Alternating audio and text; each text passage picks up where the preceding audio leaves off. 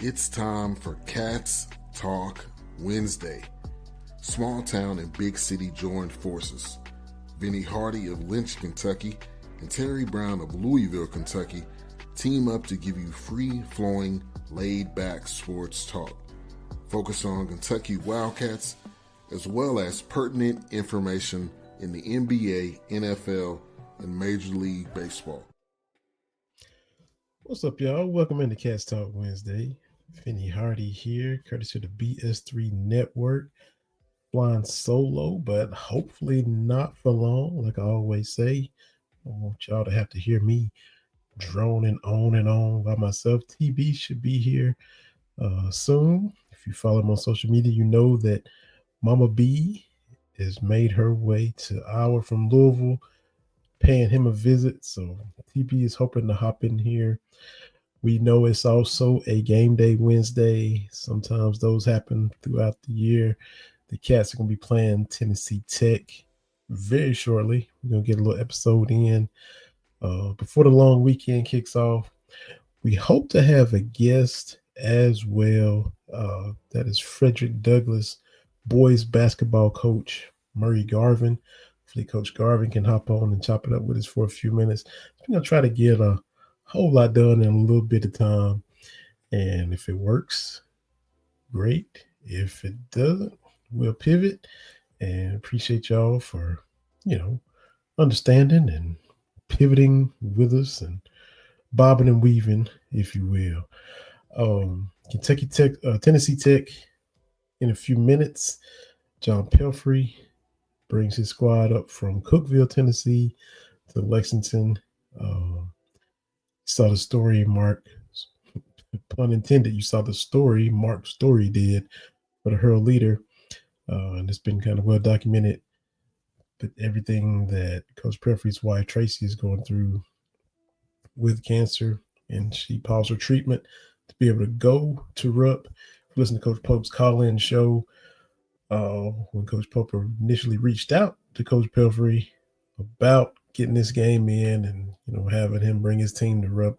He initially declined the invitation, and then he said his associate head coach, his wife, said, no, you need to do it. You need to accept the offer. Let's do this. So he had to kind of come crawling back to Coach Pope with his words to say, okay, yeah, we can do it. So we are now at that time for an unforgettable John Pelfrey to be back in RUP.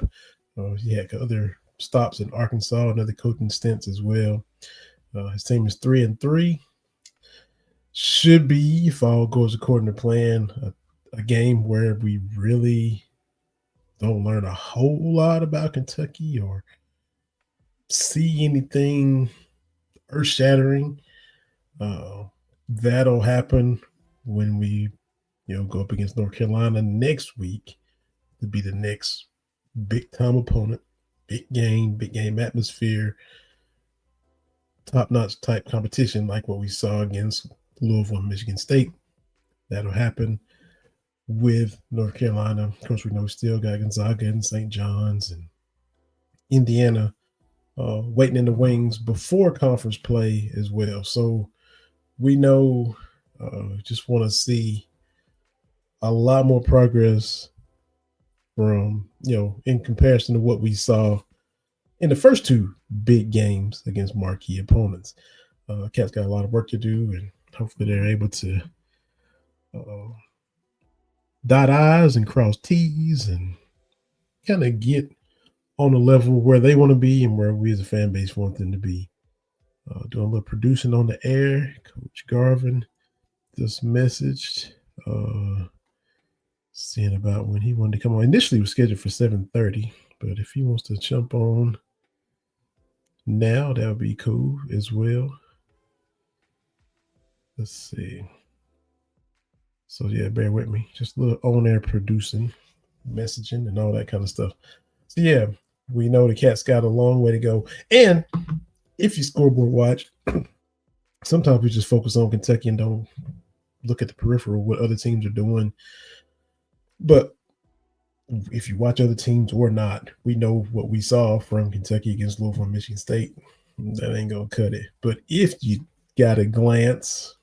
Hate to give credit, hate to say anything about them, but if you caught a glance at Tennessee and Houston yesterday, um, hey, we gotta we gotta step up our toughness. We gotta be ready to compete. We gotta have our grown men ready for their grown men.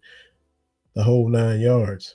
If you saw the game after that, Auburn absolutely got destroyed by Michigan. Uh, you know, Kentucky knows where they got to get if they want to contend. Be a big boy type of big boys. A lot of season left, but Coach Pope said himself in the college show, we don't do patient. We want to win now, trying to go out and win now. So they got to fix all those things that need fixing in order to win now. What we saw in the big games continues to happen. Ain't gonna be a lot of winning now. So the first test of note will be North Carolina. Like we said it before, Terry and I, last couple of years of Cal just got down to, hey, season doesn't matter. We're gonna get out the first weekend. We're gonna get to the second weekend. We're gonna get to the 16. How far we're gonna advance in the tournament. Right now, it's just what's gonna happen in these big games for Kentucky since they've stood their toe in the first two. The women are playing right now as well down in Puerto Rico, and they got some work to do themselves against Maryland. It's not on TV. It's on this Flow Sports Flow. But they've been kind of trailing throughout. Last week they were down 55-43 after a Claire's track three. But Maryland has had the lead, kind of a sizable lead throughout. 17-point lead at one time. It's 52-35. Got out of the gates early. If you follow Kentucky Women's Twitter account, it was 14-8 Maryland, 16-10. Kind of out of the gates quickly, 21-12, 23-18, 32-26. At the half, Kentucky trailed 39-28, so down 11. And then Maryland has got it up to, it looks high 17, 52-35. Now the Cats are on a little bit of a run. It is 55-43. So that is an 8-3 run. Cut it from 17 down to 12. And let's see. Looks like you're in the fourth quarter now, possibly. So gotta kind of rally and make your runs, get yourself in the game, and make another run to try to win it. That's getting kind of that time now for Kenny Brooks and the Kentucky women down in Puerto Rico against Maryland. Now, the other big game, they did go to Louisville and take care of business. 72-62, wasn't really that close. Final score said the Cats won by 10, but they went to the Yum and popped Jeff Walls by a bigger margin than that for the most part. We'll kind of try to make it respectable. But they got some work to do right now against Maryland when they can rally and beat the Terps. My homeboy is backstage. Look, I just have to deal with it when they win on Monday night. Expect to see that red or garnet or whatever it is that they wear out there. And that's what he is donned in. 49er colors. Terry T.B. Brown is here. How you doing? I'm a bees in the house. You better be acting right. Let's get that out there. Yeah, but I'm wearing the jersey of your NFC Defensive Player of the Week, the ball hawk, Jair Brown, who had two interceptions on Monday night. So, uh, yeah, still living that high. Purdy was not his sharpest, but we'll definitely take a win whenever we can get a win. Yeah. Would you even tweet during the game? You was just kind of laid low, chilling, I guess, this time against the Panthers, right? Yeah, well, I wasn't too worried about the Panthers, and the only reason the 49ers won is because the Panthers' offense is terrible. So I don't know what they're going to do with Bryce Young, but they had one drive and that was about it. They looked as terrible uh, as I've seen on most of the day. So And uh, y'all wasn't punching their guys in the groin either. So there's that. yeah, at first I was like, "What is going on with Jennings?" Because he's got that Tennessee Volunteer in him. So I'm always like, "What's that boy doing?" And then they showed the clip. I was like, "Oh yeah, I'd be mad too." You Yeah. do something like that, then you have to then you got to see me. So Mm-hmm. absolutely, positively uh, excited about that. Like I said, 8-4. The NFC West is tough. It Still got is. to play the Seahawks again. We've got Cleveland this weekend coming up this Sunday, and haven't won in Cleveland since like the '80s. Like it's ridiculous. I know we don't play there often, but it's not great. Uh, their defensive coordinator uh, usually holds Shanahan down a little bit, so not a give me game. But Purdy's got to step up. People just being prisoners of the moment, and yeah, he had a bad game. Had a bad game a couple years ago against the Ravens on Christmas Day. 4 interceptions. A lot of those were tipped, but whatever. Like Purdy is that person. Whatever you want to see, you're gonna see, and I get it. Mm-hmm. And people want to talk slick and all this kind of stuff. But my whole thing is, and people are like, oh, you're going back to 2023 with Purdy. Yeah, because everybody was banged up last year. They've been banged up this year. He's been banged up. But when he was fully healthy, he was balling. For some reason, the NFL talking heads act as if Detroit won that championship game.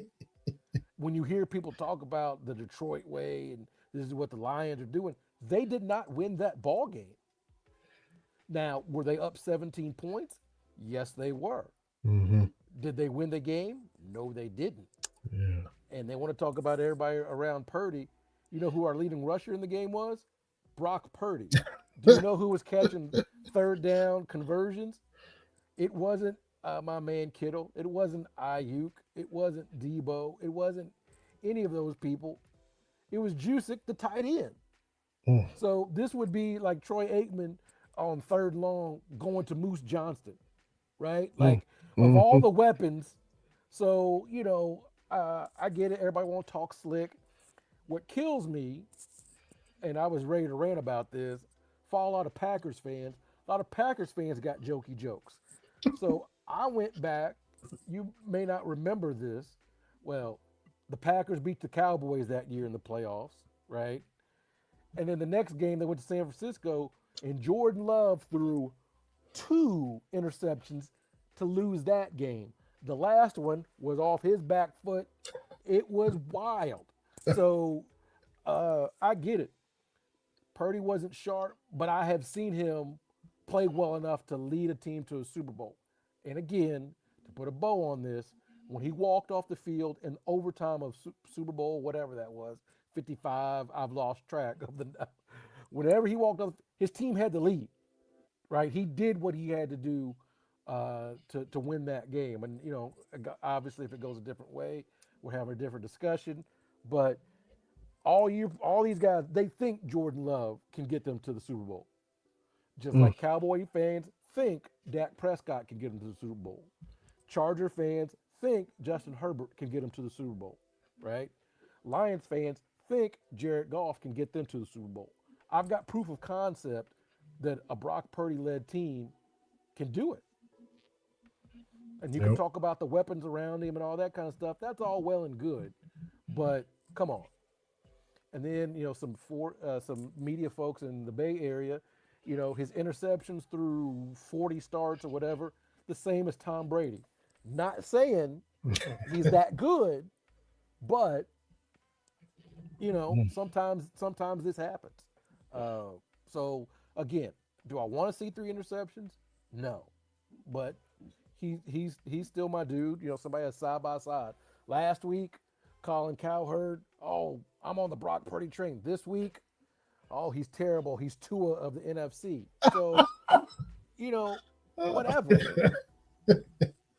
But Unbelievable. of all these quarterbacks, again, one NFC Championship game, one Super Bowl, which is better than the dude in Dallas, which is better than Jaden Daniels, whoever else you want to put in there. Mm-hmm. And then my favorite is the Seahawks fans. Y'all got Sam Darnold, and we remember that game last year in the playoffs. When Brock Purdy has a 3-interception game in the playoffs, talk to me. Yes. Yeah. Because, I mean, Darnold went Darnold at the worst possible Right. time. Right. Yeah, let me see that. Right. So Mhm. and again, I'm not saying he's up there, whatever, but he's not poo poo either. And he just needs to go back with what makes him great is just getting the ball right place, right time. And he got that second contract. He got paid, so they hitching their wagon to him, right? He's the Yeah, he's the and franchise guy. So yeah, and the numbers say he's been the most effective and efficient quarterback since he became a starter. I mean, that's the thing. This is not just he's my guy, I'm rolling with him. The numbers are the numbers.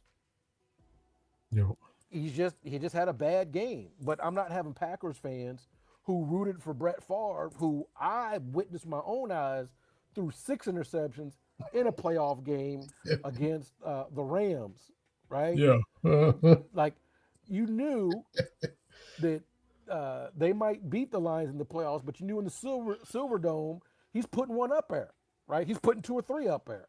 hmm So yeah. I'm not with that kind of thing. I heard you talk about the women's basketball team before I got on the Kentucky women. I know they're down right now, hmm but friend of the show, Claire Strackman balling, SEC Yes. Player of the Week. hmm Uh, our And household, we got a lot of stuff going on. Vinny got Claire Strack, SEC Player of the Week. Ava Hayden for Iowa women was Big Ten Women's Player of the Week. And my young son, Jair Brown, NFC Defensive Player of the Week. man, yeah, Lot of good stuff going on. I told my wife I was going to get all those onto the show yep. here today. Hey, you did it. You did well, real smooth. And our women, and look, first of all, our women's team has already won a big game going to Louisville. They've already, played well in a harsh environment, and they're making a run now, which is, if you want to get back in the games, what you got to do. They just tweeted out they're down 65-57. Still 4 minutes left against Maryland. It was 52-35 a minute ago. They were down 17, so they, shaved the lead. Took 9 points off. 4 minutes left. You down 8. You in there. Yeah. You there. So You can still do it. So, but with the holiday coming up, I know the men's team is playing Tennessee Tech right now. Former right Cat now, yeah, John Pelfrey back in the hmm building. Uh, exactly. one of the John Pelfrey, one of the last players to be honored up in the rafters. Yeah, unbelievable, Don't let me unbelievable. don't let me get on that soapbox, but yeah, Mama B is here now. She's upstairs relaxing. Been running errands and things, and gonna put her in that kitchen tomorrow, buddy. Oh, easy. Well, I'm glad y'all had a safe trip. Glad you had a safe trip down to the Ville to get her and Yeah, made it back home safe. And now she's up there having a good visit with y'all. We got our guest backstage. First time on the show. Our friend on Twitter, Matt Fells McDowell, tagged us in some tweets. It was the conversation was NIL and Pope and Be Patient and Cal. A lot of Kentucky basketball conversation. And Matt tagged our Cats Talk Wednesday account and said, y'all need to have this gentleman on the show. And this gentleman is Murray Garvin. He is the head basketball coach at Fredrick Douglass High School, former college coach at South Carolina State, got Eastern Kentucky ties. We got a lot to talk about. So we'll just bring Coach Garvin in right now. And appreciate you hopping on, Coach Garvin. Welcome to the show. Hey man, the pleasure is mine. I appreciate the invitation. It's crazy how things come together, but anytime you can talk about basketball, you can talk about Kentucky basketball, either on the collegiate or high school level, I'm all for it. We appreciate it because, I mean, I had no idea who we are. Matt's like tagging us in a tweet, and here I am sending you a message, and you were kind enough to do it. So we appreciate it. No problem, man. Happy Thanksgiving to you guys. I looked into what you all do and what you talk about. It's a first-class podcast, and I'm delighted to be a part of it, man. We appreciate it. We certainly do. So you got Eastern Kentucky ties, right? From Pikeville, or born in Pikeville, right? Yeah, born and raised in the big city of Pikeville, Kentucky, way back in the 1900s.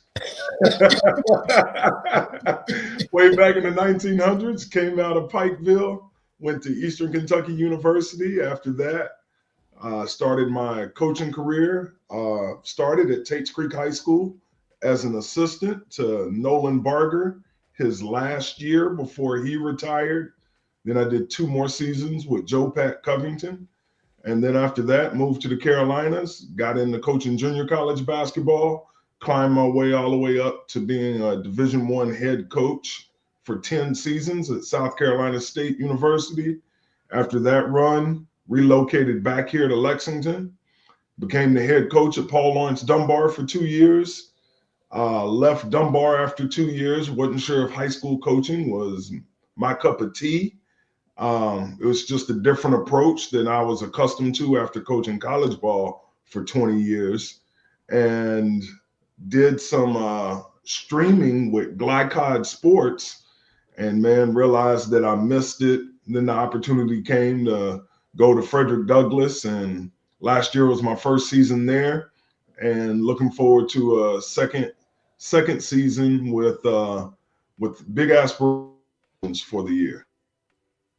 That's all right, man. That's all right. So, first of all, I grew up right across the hill from you. I'm from Harlan County.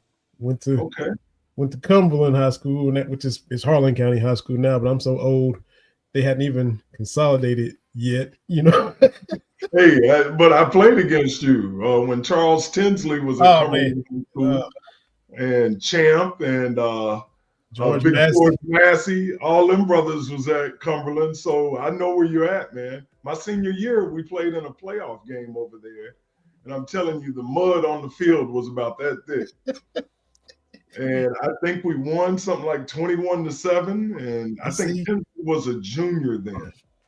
You just bringing up all these nightmares, Coach. See, y'all, we as good as Cumberland was, could never get past Pikeville, and then usually. I don't know. You know the history better than me. Pikeville would usually Beechwood would knock Pikeville out. I'm like, well, Beechwood must really be something there. Right. Yeah, that was old rivalries right there. Yeah, Eddie DeRamus, may he rest in peace. Yeah, Pikeville, y'all had some teams over there, man. Sure. Yeah, I came through the era when we won 3 in a row. I was sophomore. We went back to back, and then my junior year we lost 3 games, and they thought the world was going to end. And then my senior year we went 15-1 and lost in the championship game to Beechwood that year that we came through Cumberland. Yeah. So it's a lot of football tradition up there, and a lot of fun rivalries. What I liked about growing up in Eastern Kentucky is there wasn't nothing else to do but high school sports. So when you played certain teams, man, that was the place to be, was Friday Night Lights. And, you know, you became a legend if you could play ball. That's it. Cumberland's field was right below my granny's house. So everybody would just, you know, either go or lean on the fence and, you know, get your hot chocolate or whatever you're sipping on right there. But yeah, you know, the lights are right there, and every little town was like that. You know, whoever was the home team, the town was there. Football, basketball, you all know the story too. If you go into the state tournament, you know, shut the lights out. Last one to leave the county, shut the lights out. I don't know, you know. Turn the lights off. Yeah. and look, and for us being African American in Eastern Kentucky, you knew who all the other brothers was at the other schools. You know, that's why I can name Tinsley and Champ. And I know Charles Thomas, and over in Jenkins, Johnny Ray Williams. You know, there were so few of us that it was like an understanding, or when you see each other, it's like, hey man, what's up, man? Good job. You know, keep it moving. You know, saying it without saying it. Didn't Right. no words required. Yeah. No worries. No, you understood. For sure, for sure. So at South Carolina State too, you hit your journey, but me at Coach of the Year while you were there too. Yeah. Well. It was you know, now I don't give any excuses, man. I've learned a lot in my coaching journey. South Carolina State was a very hard job, and it still is. I mean, anytime that you see a school that struggles to win, no matter who the coach is, it's normally not the coach's fault. You know, there's a big misconception that all Division I schools are funded the same, and it's just not true. You know, the year that I won Coach of the Year, we had the right amount of scholarships. The next summer, I was reduced to about 8 scholarships when the norm was 12 or 13. I can't remember exactly, which made it made it hard to compete on the Division I level. But again, I don't make any excuses about it. For me, looking back on it now, it was a great time. I was able to take care of my family. I was able to travel the world. I was able to do television spots and all the benefits that came with being a Division I head coach during that time. It was just hard to win, man. So that 2016 season, we had built our program. It took us 3 years to get to that level where we could compete for a championship. Lost in the championship game of the MEAC tournament to Hampton University. And a good friend of mine named Buck Joyner was the head coach there. I think he's now an assistant at Bucknell. But lost to them, man. And I often say, if we would have went to the NCAA tournament, it could change your life, you know. But I would also like to emphasize that I'm right where I'm supposed to be. This is where God wanted me to be. I accept that I'm supposed to be talking to you guys tonight. So everything happens for a reason. And it was a beautiful journey, man. Great memories at South Carolina State and some of the other stops I had as an assistant coach, and built lifelong relationships with communities, fan bases, and most importantly, my former players. That is amazing.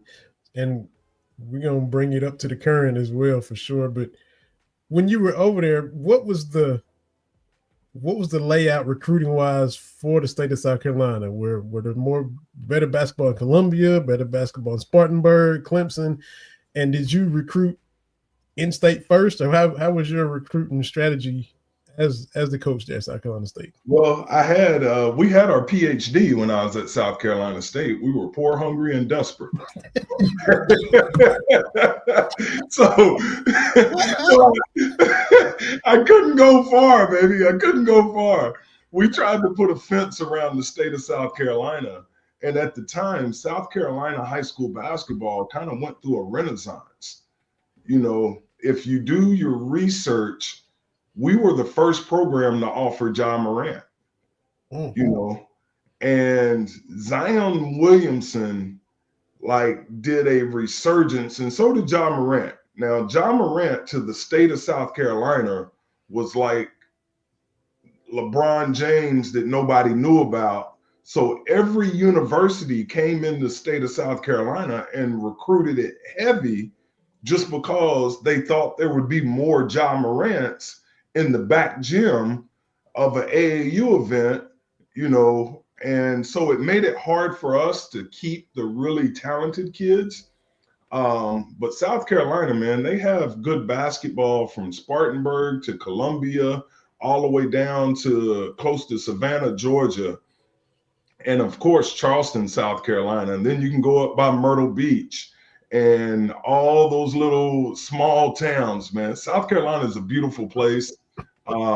They really emphasize their high school sports there, both football and basketball. You could go to a football game on Friday nights and you could see a kid that might have 100 yards, and you look up 3 years later and they're in the NFL, you know. because it's speed on speed down there. And the kid may not be an all-star in the high school ranks, but when they get to college, they're used to playing such a fast game that they end up excelling.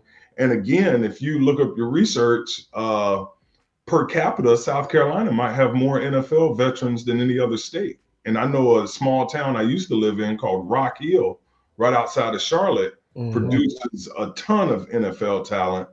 And basketball wise, it's just now getting the credit that it deserves. Colin Murray Burrows, I remember I recruited his brother at South Carolina State. His brother plays overseas.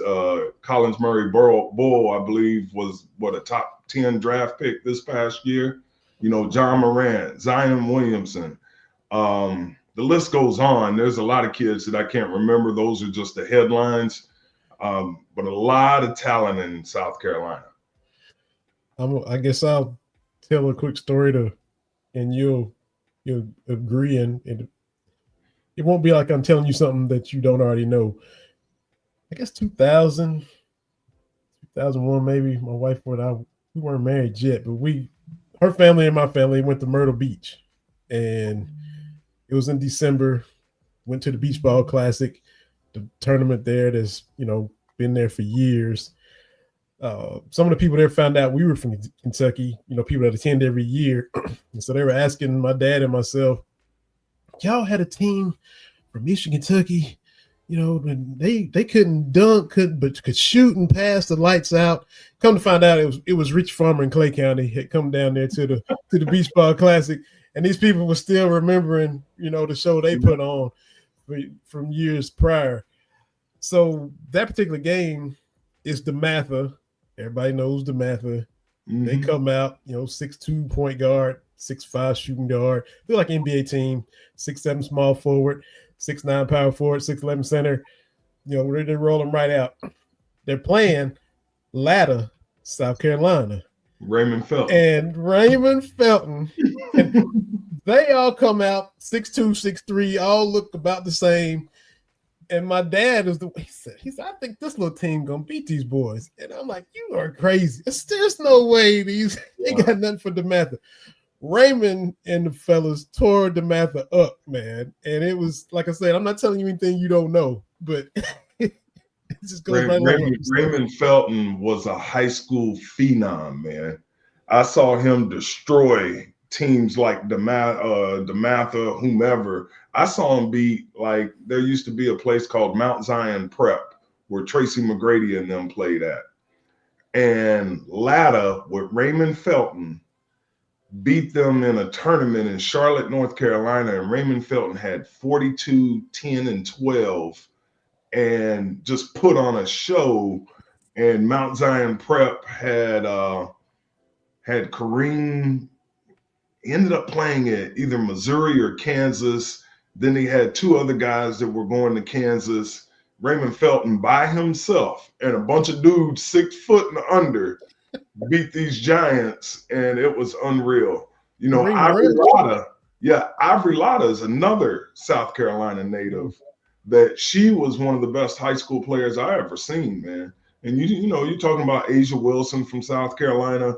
I mean, the list goes on, but it used to be a lot of fun going into those small towns, and most of them are majority all black towns, and seeing the fanfare for high school sports.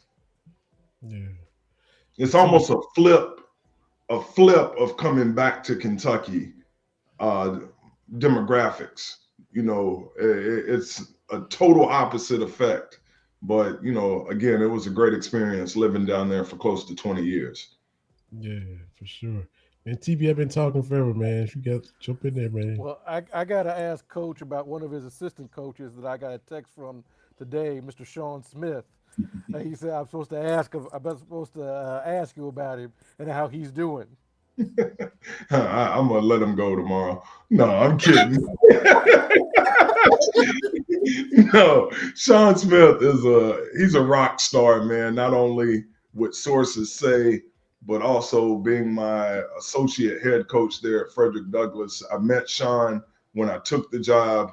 Nobody works harder He is so dynamic in his skill set. He does all of our social media for Fredrick Douglass boys basketball. I don't know if you guys have had a chance to tap in and look at that, but we're doing close to 1 million views for our social media for our high school program. He puts together great content for us. He and I, we kind of work hand in hand. I call him the executive producer, and I'm like, Sean, I want to do this, I want to do that, and he was like, Coach, I'm already on it. He's laying on the floor shooting videos. He is a definite asset to Fredrick Douglass High School, to Kentucky basketball. I just really feel that he's a star, and he's going to have his own program very soon, I'm sure. And every year, I'm afraid I'm going to lose him, man. Now he's doing TV spots with Fox 56. Sean Smith is blowing up, man. Well, Coach, I was there at the ground floor with him because we drove to Idaho, to Boise for the tournament there. Was that 2018, Vinny? Something like that. I think so, yeah. And we drove from Kentucky all the way out there, and it was a 30-something hour trip because we got stuck in the snow. But what did we do for the entire drive? We talked basketball.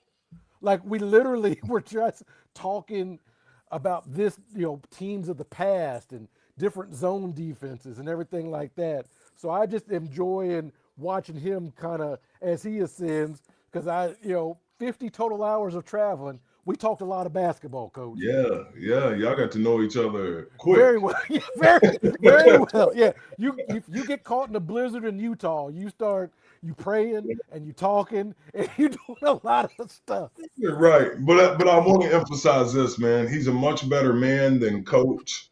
Really good guy. Genuine, cares about the young people in our program. I couldn't ask for a better assistant. And he's not the only guy on my staff, but he's the one you asked about. Yeah. But I pray about who God sends me as assistant coaches, and I thank the good Lord every day that he sent Sean and Gerard and Jake Barnes to me to come alongside and help us over here at Fredrick Douglass. Because I will say this about Fredrick Douglass. I'm biased, but it's one of the best high school jobs in the state of Kentucky. It's one of as far as administrative support, facilities, location. It's a short tradition, but it's rich in the 8 or 9 years that the school has been open. I don't know if there's any school in the state that has competed and won as many championships in such a short time than Fredrick Douglass. And I tell our families this all the time. Championship programs have championship administrators, championship players, championship fan base, and then you got to have championship coaching. And we have a lot of those things going in our favor. And that's why second place ain't good enough over on the farm, man. You got to compete for championships. District champs in 20, 21, 22, 23, and 24. 11th region champs in 23, went to the Final Four, the state tournament in 23.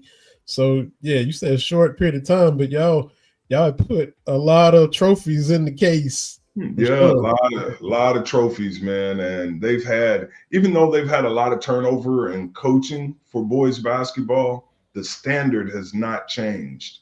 And I told people when I took the job, they're coming off a 21 season and winning the district tournament, and the 42nd district is no joke. You win that district championship, you truly win a championship that you should brag about, because you got to beat Bryan Station, Henry Clay, Scott County, Sayre. You got to go head up with those guys 2 nights out of the year, and then you got to play them maybe a third night in the tournament.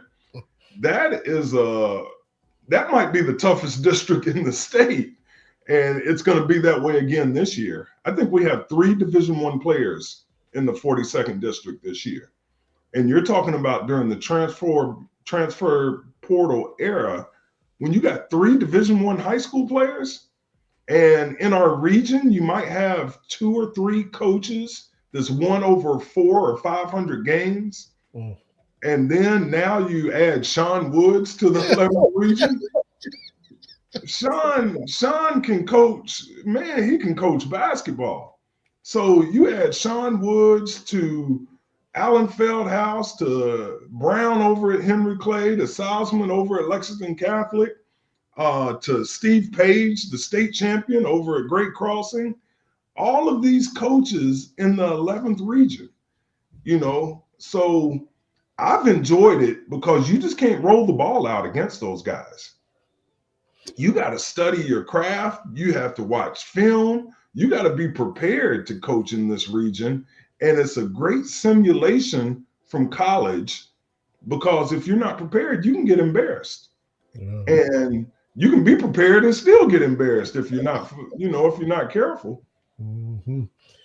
So what's your offensive and defensive core philosophies for like Coach Garvin? A Coach Garvin team is going to look like this, or if you got the players you want, what's your style of play and how do you like to get down up there? Well, I'm going to be real simple.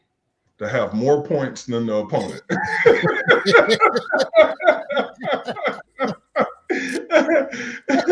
And win the game.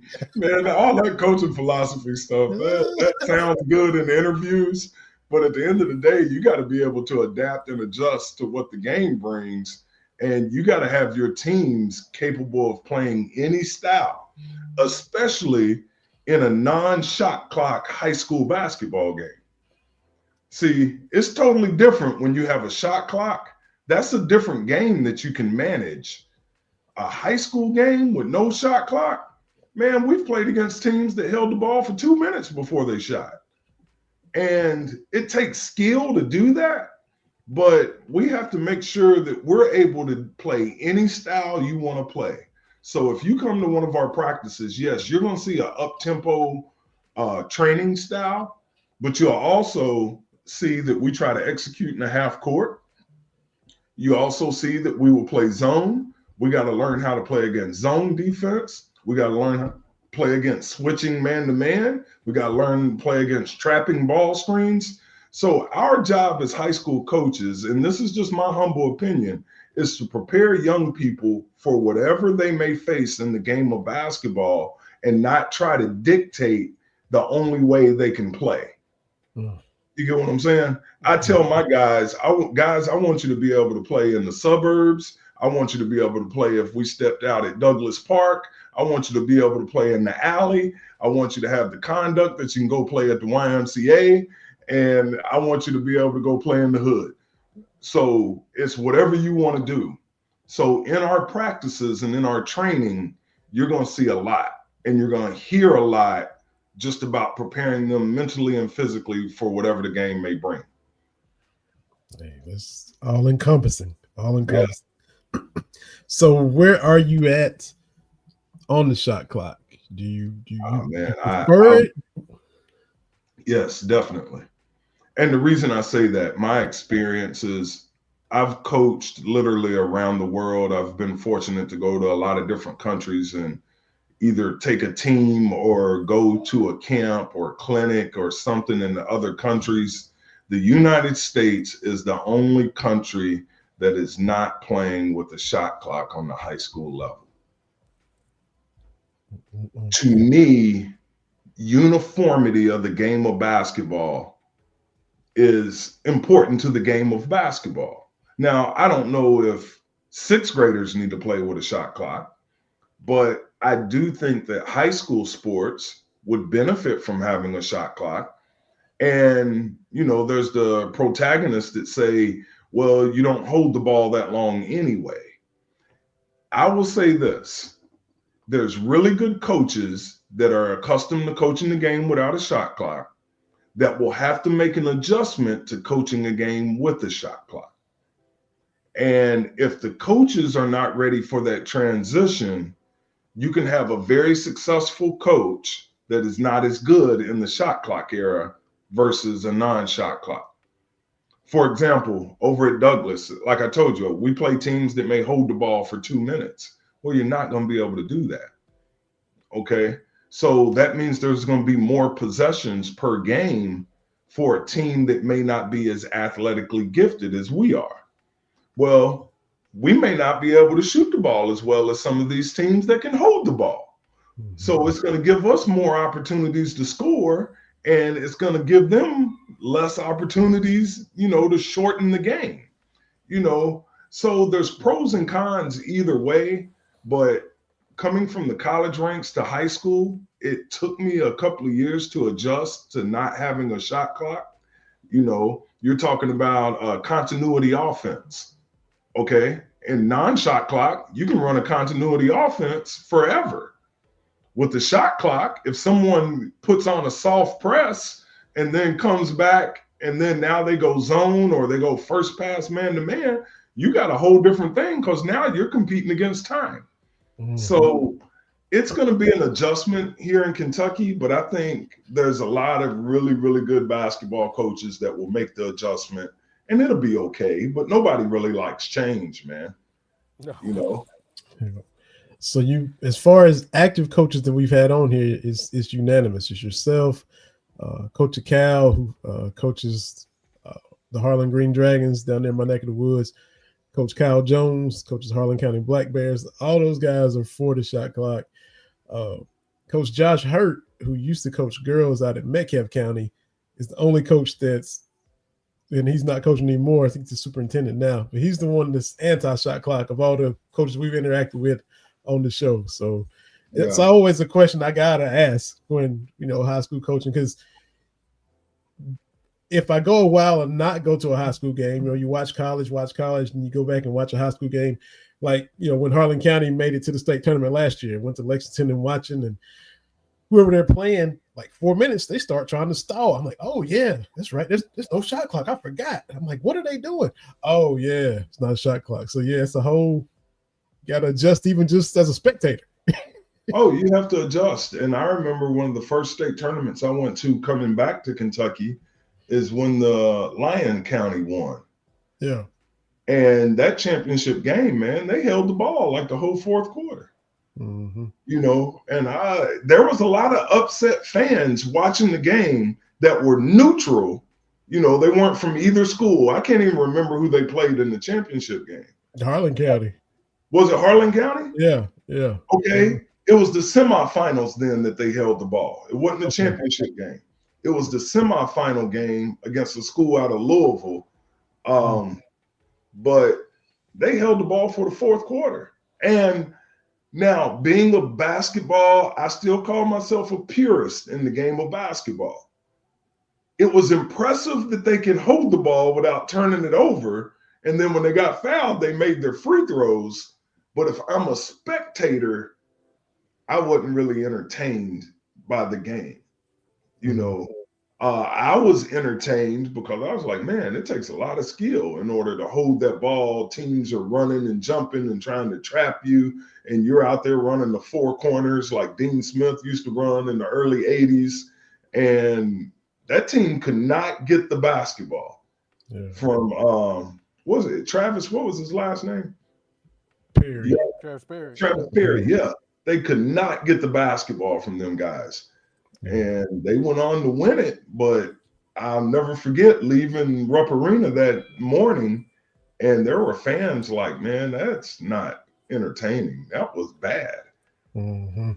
But, hey, they're the champions, and they played within the rules that they were presented. So kudos to them, and they will be legends in Lyon County for the rest of their lives. Yeah, they sure will. Yeah, but I'm a shot clock guy, man. I am. And it's not a shot at anybody that's not. Again, I had to adjust, and it's a different game. It is a different game when you implement a shot clock. Definitely. Now, I saw you on Twitter, I think when Matt tagged us, you were talking about patience and NIL and the Cats, and they're kind of having their hands full with Tennessee Tech right now, 32-25, 4 minutes left in the first half. So your thoughts on all of that whole conversation and the Cats? Well, that conversation. Now, I will say this. Living in South Carolina, born and raised in Kentucky, man, there's nothing bigger than Kentucky basketball, okay? coaching against all these different universities over my career, there's nothing like Rupp Arena in all of college basketball. There's nothing like it. Nothing like it. The only thing that's close is probably Kansas, okay? North Carolina, all right? Syracuse when they were really good. Those are the only fan bases that I would compare, all right? So coming back and seeing the end of Coach Cal's era here, Coach Calipari's era here in Kentucky, the fan base wants championship level basketball, but since the NIL era, the playing fields it's kind of balanced now, you know, and you saw a shift in basketball also with the implementation of the internet. See, it used to be a time when you had to go to the best schools. You had to go to the best schools to get the best coaching and the best training because they had all the secrets. But with the internet, there's a kid over in Africa that is just as good as the kid in Chicago. Yeah. Because now he can see the training that the elite level players receive. Okay? And so now every school has the resources or the money in order to attract these well-trained student athletes to come in and compete. I think the playing fields is even as it's ever been. And now you got Coach Pope that is replacing a legend. Whether you like Coach Calipari or not, the man is a college basketball legend. You have a new voice with a fan base that is wanting championship level. It was not rock bottom with Cal. They just weren't winning championships anymore. But it wasn't the bottom of the barrel. So now you got a new voice with a Fortune top 5 program, as in a fan base, come in. It's going to take patience. And now all these other schools got the same resources. And all these other student athletes are just as skillful.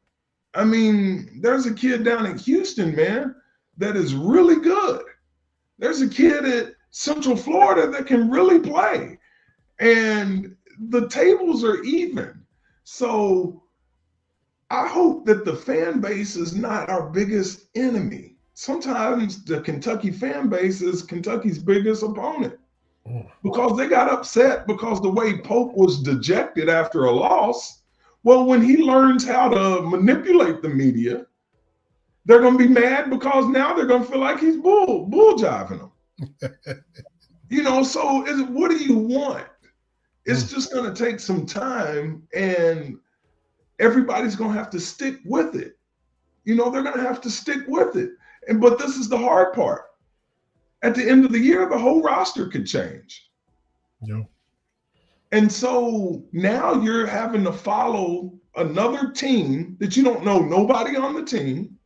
And he's trying to build camaraderie with a bunch of new guys. It's a new era, man, in basketball. And a lot of programs are struggling with building culture. Okay? Now, last time I checked, Kansas was having a hard time the past couple of years. North Carolina was on the, hot seat with their coaching. Yeah, Hubert. Yeah, all the blue bloods were kind of like, what's going on? And you got Florida winning the national championship, which is, are they a blue blood? I don't know. But they've won 3 championships in the last 20 years. You know, you got UConn that goes back to back. Now, UConn has been always competitive, but it's a formula that is not easy, man. Only one team wins their last game. Yeah. And whether you're happy or not, I don't know, man. Kentucky's fan base act like these kids don't read social media. And when a young person reads social media and they get all this criticism, What are we expecting them not to be human? I mean, I hope they have 20 sports psychiatrists over there for those guys, because they get crushed on social media and then they expect them to go out and perform. And just because they're getting paid on top of the table now, I still don't say that they should be treated like professionals. You know, and you heard me say on top of the table.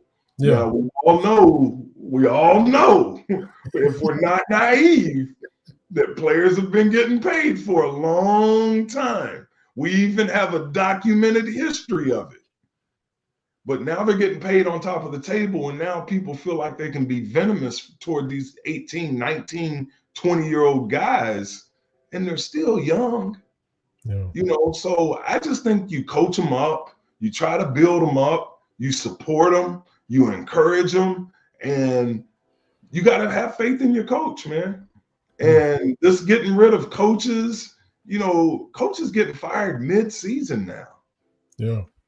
And that's crazy to me. And I know it's a lot of money at stake right now. I get that. But at the same time, we just got to just calm down. Let's see it through. Let's see how it plays out. And then you got to decide at the end of the year, but there ain't no changing midstream, you know. And I knew it was going to be a hard, long year when people were celebrating an exhibition game win over Purdue. I said, that's not realistic. No team is ready to play in early November. You know, you're just trying to learn, especially when everybody's new to the program. You're trying to make sure you know the set plays when you go out there and compete. Yeah. You're not ready to be a championship team. And now you look, Purdue is doing better than Kentucky. Yeah. And that just ramped it up. That ramped up the excitement. That 100-fold. Right. It ramped up the false expectations. He is still trying to gel a very new team. And again, it's going to take some time. They have a plethora of talent, but in order to get talent to come together, man, that's not easy. No. That's not easy. So I think I made a joke with someone saying it's a team built for March. I know they hate that in Kentucky lore, because that's what Cal used to sell them on. That's but right. At the same time, every coach will tell you they want their team to be playing their best basketball in March. Because that's tournament time. Now, I know you got to build a resume to get in the tournament, or you got to win the tournament. And I know Kentucky, they're a feast or famine fan base, where if you don't get it done every day, you're not good enough around here. And hey, they pay them millions of dollars. I understand. But at the same time, it's still coaching basketball. And the landscape has changed. Even how to build a team has changed. And there's teams that are going to struggle, especially when you have a new voice that's over the Kentucky kingdom, per se. That makes sense. I know that's a lot. I know that's a lot. And I don't have all the answers. I don't. But I do know it takes time to build a culture. And just because you have a program doesn't mean you have strong culture. Wow, two different things. Wow. Two different things, man. Appreciate all the insights on that. Tell us real quick, players that we need to watch on the Fredrick Douglass roster. Who should we be keeping our eye on, or who may be poised to break out that people aren't aware of yet? I will tell people, and I've been saying this all fall, come out and watch high school basketball in Lexington. It's a really good time in high school sports here. I mean, like I told you, 3 Division I players in the 42nd district. There's probably over 3 or 4 coaches that's won over 400 games. You have 2 former Division I head coaches in the 42nd district. And you have all of these players that can really play. It's a great time to come out And if you're a alumni of any of these schools, man, go support these kids and get involved in high school basketball. I promise you won't be disappointed. Mm. At Fredrick Douglass, we're led by DeMarcus Surratt. He's a 6'3" senior. He's already signed with Bellarmine. He'll be going to Bellarmine next year. He's a above the rim, high flying, unselfish superstar. Okay. One of the most athletic kids I've ever coached, one of the most unselfish star players that I've ever coached. He will entertain you. If you leave the game and you don't say wow at least 2 or 3 times, he had a bad night. And every game on the sideline, I got to act like I'm not impressed. But I've coached this many kids that's done a 360 in a game on somebody. And DeMarcus Surratt is one that I coached that actually did a 360 in a game on somebody. He's electrifying, man. Tate Robinson is the school record holder in 3-point makes for a season. He's a sharp shooting guard, about 6'3". His dad is an assistant coach with University of Kentucky. Nick Robinson is his dad. Tate and his brother Toby both play for me. Toby is a starting cornerback on the football team as a sophomore and will probably push to be our 6th man on our basketball program. You got Terry Kaysen, who is another 6'2" athletic wing that's already got Division I offers in football and basketball. He'll be on the court for us. Thurman Wade, a 6'3" wing. A bunch of our guys are about 6'2", 6'3". And they are dogs. They play extremely hard.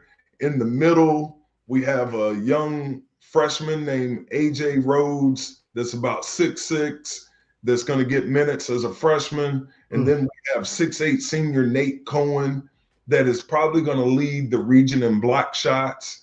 Nate's about 6'8", very athletic, lefty. That we got a squad, man. And at point guard, we got a kid named KJ Williams. We got Dakari Talbert, who is a 1,000-yard rusher on the football team. He had his first practice today. And it's like he's got 8 eyes in his head. I told him at practice today, I said, man, I just miss seeing you pass the ball. Dakari is one of the best passers on our team. He throws a lot of no looks, and he's just got the gift, man. He's got great court vision and great awareness on the court. But we got a bunch of guys, man. We got a bunch of guys. And again, it's going to be an exciting year. Bryan Station is very talented. Henry Clay, Lexington Catholic. Again, I look forward to competing with Sean in Scott County. Coach Page out there at Great Crossing. You still got to beat Sayre. You still got to beat, Dunbar's and Tate's Creek. Tate's Creek's got a resurgence in their program with Coach Belcher and what he's doing. Lexington Christian. It's just come watch high school basketball.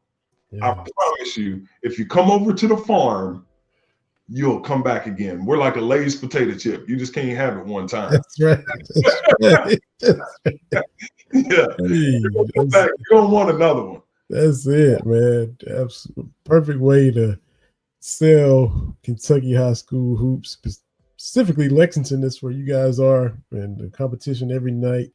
All the players, all the coaches, fun time for sure. So I can't thank you enough for taking the time to hop on here and join us and talk about your journey and where you are now and what to expect for the future. And if your schedule allows, love to get you back on again sometime, Coach. This has been a whole lot of fun, man. I'd love to, man. I like to talk now. I like to talk. So anytime I can come on, I'm going to give myself a plug. I'm also in the process of writing my book, just about my coaching journey. I'd love to come back on anytime, but I'm in a process. I'm hoping to have this book completed by the summer. Okay. It's been probably 5 years that I've been writing, and now I got a publisher, and we're really in the lab, cutting it down and refining it. And it's just about my journey, man, from Eastern Kentucky to Division I ranks, to being a kid from a single parent home, to being married for 27 years and having a beautiful family, and just a journey of a man, really, that's been blessed to be in coaching for 30 years now, and how that's impacted me and the people around me. I just want to share so it can hopefully inspire the next generation to dream big, and all your wildest dreams are possible. And I'm living proof of it. So if it can happen for me, it can happen for anybody. And I just want to give back and leave something for my children's children to say, hey, man, this dude made a difference in our family, and this is his story. So it's a lot going on right now, but I'm excited about the season. I'm excited about everything. I want to say this in closing. Happy Thanksgiving to everyone, and to make sure that you are thankful for what you do have and don't complain about what you don't have, because if you have faith, you are right where God wants you to be, man. So yeah, stay grateful, and things will get better if you get better. Hey, that's it. Thanks for that perspective. Appreciate it. Thanks for everything you're doing and all you got going on. Definitely got to have you on to talk about the book. Tell Sean that we said, hey, because he's from Middlesboro, right down the road from us there in Eastern Kentucky, and he's doing big things. So talked about a lot of stuff, and love to talk to you again sometime, Coach. We can't thank you enough. It's been an honor. All right, man. Thank you guys, man. Thank you guys, and again, happy Thanksgiving. I appreciate it. Thank you so much. All right, bye-bye. Bye-bye. Coach Murray Garvin, Fredrick Douglass basketball coach, got a squad out there, high school basketball in Lexington, state of Kentucky, period. Get out there and check it out. It's going to be some fun watches all across the city, all across the state. We also had the Cats who look like they woke up a little bit, closed the first half strong. They got a 15-point lead on Tennessee Tech. So it was a little dicey there at the beginning. And final tune-up before North Carolina next week. Football side, you got the Cats going up against Louisville. Didn't go well at Vanderbilt last Saturday. Diego Pavia showed out. So the Cats are now 5-6. Got the Governor's Cup. Still got a shot at bowl eligibility. Louisville is banged up, depleted. Kentucky got a lot of guys out on defense. Two banged up teams. Two teams kind of limping into the Governor's Cup Saturday out there at Louisville. Let's see if these Cats can be resilient one more time and get a win over those hated Cards. Super duper congrats to Coach Skinner and UK Volleyball, because what a match that was last night over Texas in the SEC Tournament Championship. They brought the championship back, brought the tournament back for the first time after 20 years. The Cats were rolling. Beat Tennessee 3-1 in the semis. Got the rematch with Texas, who had revenge on their minds because, look, Kentucky went down to Austin and just swept them. Texas is up 2-0. They can taste it. Had Kentucky on the ropes. 23-19. 2 points away from sweeping Kentucky. SEC Tournament Championship would belong to the Longhorns. Marcus Spears is in the building. Love Marcus Spears. His daughter plays for Texas. Love his analysis when he was at the SEC Network. Does his thing for the NFL on ESPN now. Of course, he's there rooting his daughter on. Kentucky gets up off the mat. They fight back. Fight off multiple match points, championship points. Get the first set. Get the second set. Get down 3-0 in the fifth set. I said first set, second set. I meant third set and fourth set to force the fifth set. Get down 3-0 in set 5. Overcome all of that and go undefeated in conference play. Go and sweep the SEC tournament. So now it's on to the NCAA tournament. And can they finish it off and win another national championship for Coach Skinner? So congratulations to Eva Hudson, Brooklyn DeLay, Agent Thigpen, everybody on the team who had huge contributions. Tuzzo, she did her thing as well. The entire squad, congratulations. And they run the league. And it was evident in Savannah last night. Fun show. Let's enjoy the second half of this Kentucky basketball game against Tennessee Tech. Thanks again to TB. Thanks again to Coach Murray Garvin at Fredrick Douglass High School. Go and watch him and his team play. Enjoyed this episode. Be back next Wednesday here on the BS3 Network. Follow us on Twitter, Cats Talk Wednesday, YouTube, Facebook. Like, review, subscribe, all that good stuff. We'll be back next week. Enjoy all those extra days off, and we'll holler at y'all next time on Cats Talk Wednesday. See y'all.